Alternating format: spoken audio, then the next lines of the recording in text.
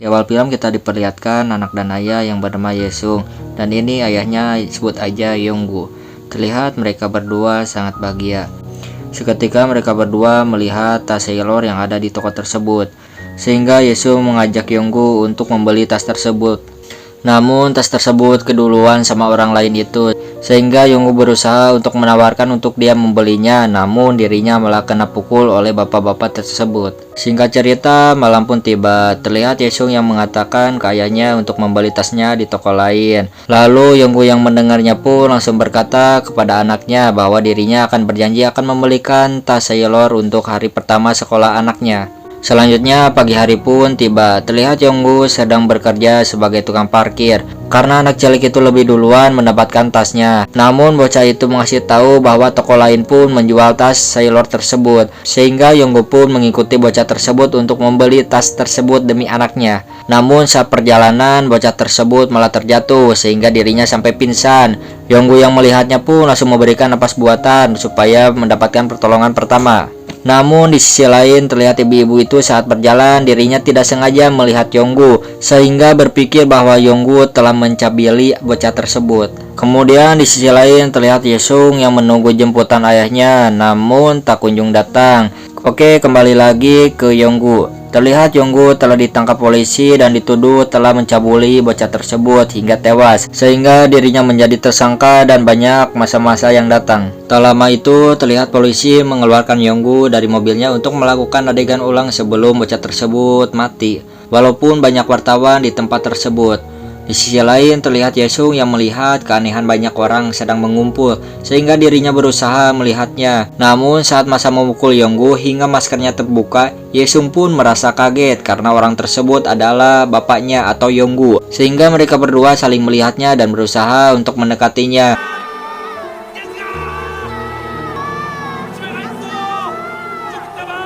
Selanjutnya kita diperlihatkan ketua penjaga penjara yang bernama Yang Min.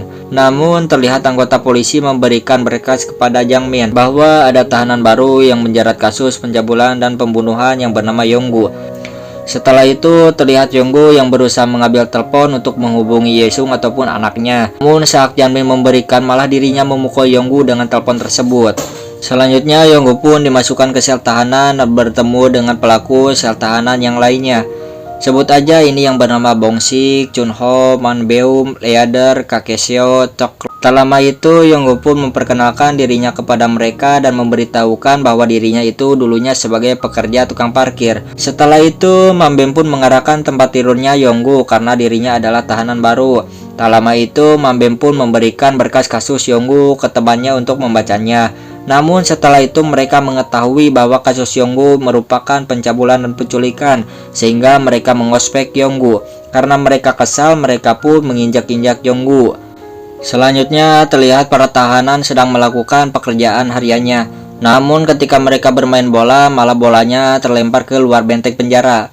Beruntungnya bola tersebut dapat kembali, dan dari sini kita tahu bahwa itu bola ajaib karena dapat menyimpan barang-barang. Namun setelah itu terlihat ketua gangster sedang memantau Leader karena mereka saling bermusuhan. Tak berselang lama pria itu pun menabraknya. Namun tabrakan tersebut malah mengenai Yonggu, sehingga Leader pun merasa tidak terima, sehingga mereka berdua saling berkelahi. Tak lama itu para penjaga datang sehingga mengamankan dan menolong Yonggu. Sedikit informasi bahwa di sini terlihat Leader sebagai bos penjaranya, sehingga anggotanya menurutinya. Tak lama itu mereka pun menanyakan Yonggu untuk mengatakan apa yang dibutuhkannya. Namun dirinya mengatakan bahwa dirinya ingin bertemu dengan Yesung atau anaknya. Selanjutnya scene beralih, terlihat ketua penjaga mendapatkan panggilan dari anggotanya untuk mengikuti dirinya. Di sisi lain terlihat Leader berusaha membawa Yesung saat ada acara dan menyembunyikannya dalam kardus makanan untuk dipertemukan dengan ayahnya atau Yonggu di sel penjara. Namun tiba-tiba dirinya disoledat sehingga dirinya terjatuh. Namun tiba-tiba polisi merasa ingin membantu Manbem, namun Manbem menolak tawaran polisi karena takut aksinya ketahuan, sehingga dirinya berusaha melanjutkan untuk membawa Yesung ke sel penjaranya. Setelah sampai di penjara, Yesung pun memanggil ayahnya sehingga mereka saling berpelukan, walaupun Yesung merasa kesal karena ayahnya menghilang darinya.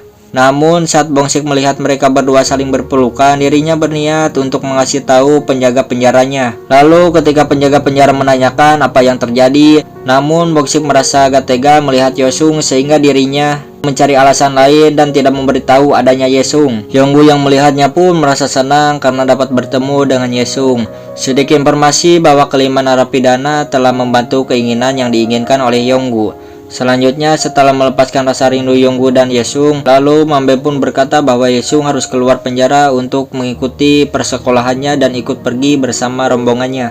Sehingga Yonggu berjanji untuk Mambe mengantarkan Yesung untuk keluar. Namun hal tersebut terlambat sehingga rombongan tersebut pergi dan meninggalkan Yesung. Dan mereka pun gagal. Singkat cerita, malam pun tiba. Terlihat Yesung berusaha meminta maaf ke ayahnya karena dirinya menginginkan ayahnya untuk membeli tas Sailor. Namun Yonggu tetap kekeh bahwa dirinya pasti akan membelikan tas Sailor untuknya. Namun setelah itu polisi merasa curiga sehingga menghampiri sel tersebut. Untung saja bos Leader berusaha mencari alasan untuk melindungi Yesung supaya tidak ketahuan. Kemudian pagi hari pun tiba. Terlihat Yesung pun berjoget-joget sambil bergembira bersama 5 narapidana. Selanjutnya Chunho pun berusaha membawa Yesung keluar supaya dirinya bisa ikut bersama rombongan acara Kristen. Seketika sampai, Leader pun mengeluarkan Yesung dari persembunyiannya sehingga Yesung dapat bergabung dengan temannya yang melaksanakan ibadah.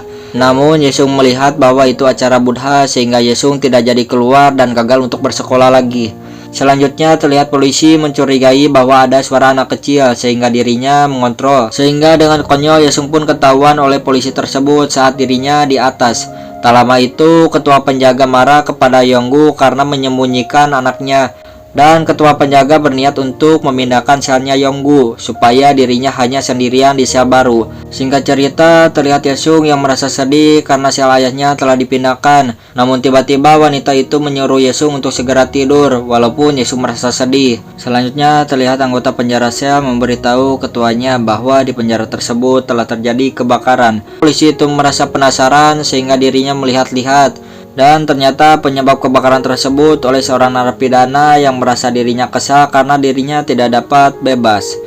Di sisi lain, terlihat para narapidana pun berusaha keluar dari selnya.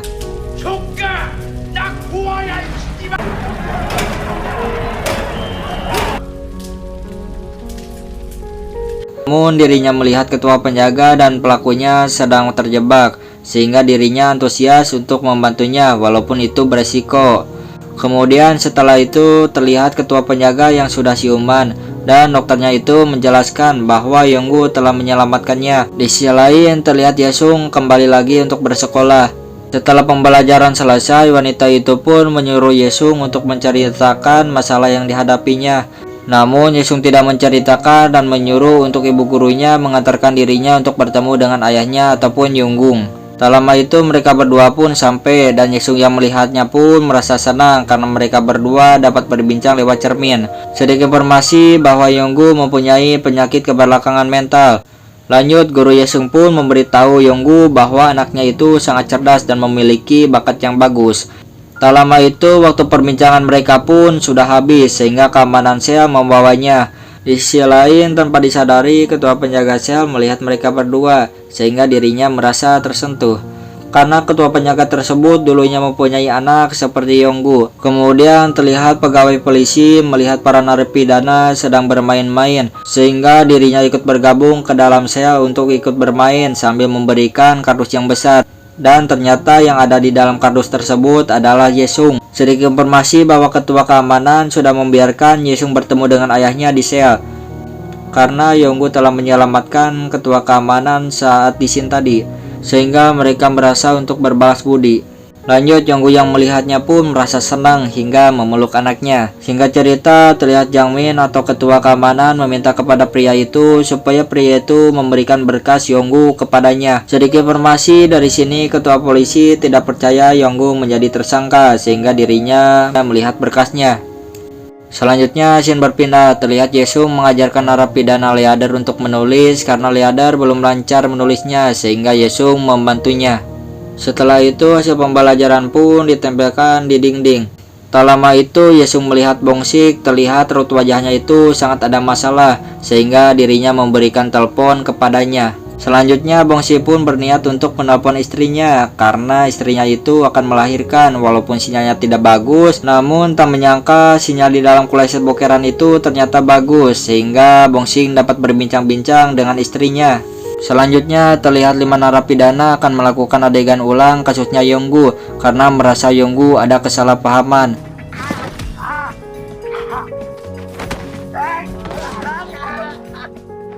Selanjutnya Leader yang mengatakan apa alasan Yonggu membuka celana bocil tersebut, sehingga Yonggu menjawab bahwa hal tersebut untuk membuka sirkulasi darah dan dirinya berusaha melakukan aksi pertolongan pertama. Namun dirinya itu malah dituduh telah mencobuli anak tersebut. Oleh karena itu Leader bersama temannya berniat untuk membela saat Yonggu disidang. Lalu scene berpindah, terlihat Kapten Jongmin menemui komisaris polisi berharap untuk menyelidiki kembali kasusnya Yonggu karena merasa Yonggu tidak bersalah karena dirinya pernah merasakan kehilangan anaknya. Kemudian terlihat Yonggu sedang berlatih untuk persiapan sidang karena dirinya tidak bersalah. Sedikit informasi bahwa Yonggu mempunyai penyakit autis, jadi kadang ngaku, kadang enggak, makanya dirinya berlatih sampai didampingi oleh teman-teman yang ada di selnya. Lanjut, Yonggu yang berkata jujur bahwa dirinya otaknya itu sangat lemah sehingga ditakuti oleh polisi dan polisi tersebut tidak melanjutkan penyelidikannya. Namun polisi tersebut memaksa Yonggu untuk tanda tangan dengan jaminan akan pulang menemui Yesung dan mendapatkan tas untuk Yesung. Oleh karena itu Yonggu pun berkata bahwa itu adalah pernyataan yang dibuat-buat. Kemudian terlihat pengacara memberitahu Yonggu bahwa ayah dari bocah cilik yang udah meninggal itu merupakan kepala kepolisian. Namun saat diberitahu jawaban Yonggu tidak nyambung. Tak lama itu saat pengacara Yonggu bergegas pergi, ketua Jangmin datang dan memberikan berkas pernyataan Yonggu.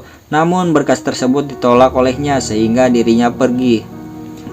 Selanjutnya terlihat Yonggu sedang menghadapi sidangnya untuk mengungkapkan kebenarannya. Tak lama itu saat hakim mengajukan pertanyaan kepadanya, Yonggu malah melamun dan mendengarkan tuntutan dari pengacaranya untuk dirinya mati demi Yesung. Sedikit informasi dari sini, Yonggu mendapatkan tekanan dari pengacaranya untuk Yonggu mengakui walaupun dirinya tidak melakukannya karena hal tersebut demi kehidupan anaknya. Lanjut, oleh karena itu Yonggu terpaksa mengakui bahwa dirinya adalah tersangka. Sehingga Yesung yang melihatnya pun merasa kaget. Lalu Kapten Farka pun berusaha membelanya, namun hal tersebut tidak bisa. Sehingga Yonggu rela menjadi tersangka dan rela dihukum mati demi anaknya ataupun Yesung.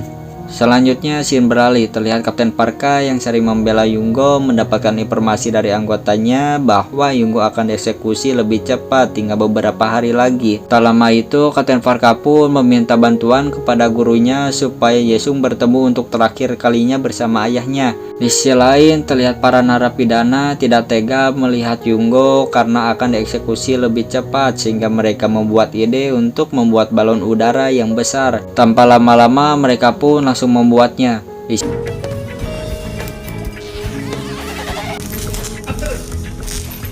Di sisi lain, para narapidana pun mengadakan acara paduan suara untuk terakhir kalinya Yonggu melihat anaknya bernyanyi.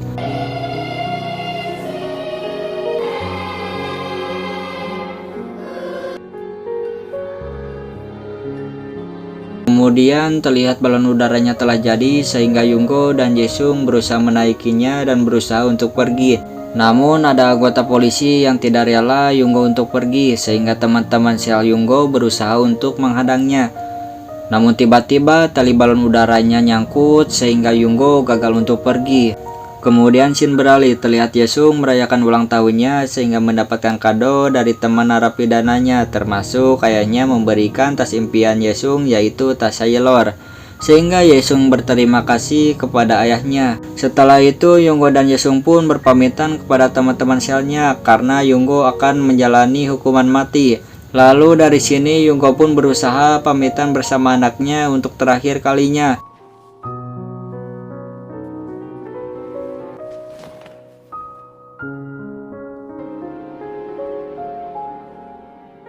Tak lama itu mereka pun berpelukan untuk terakhir kalinya.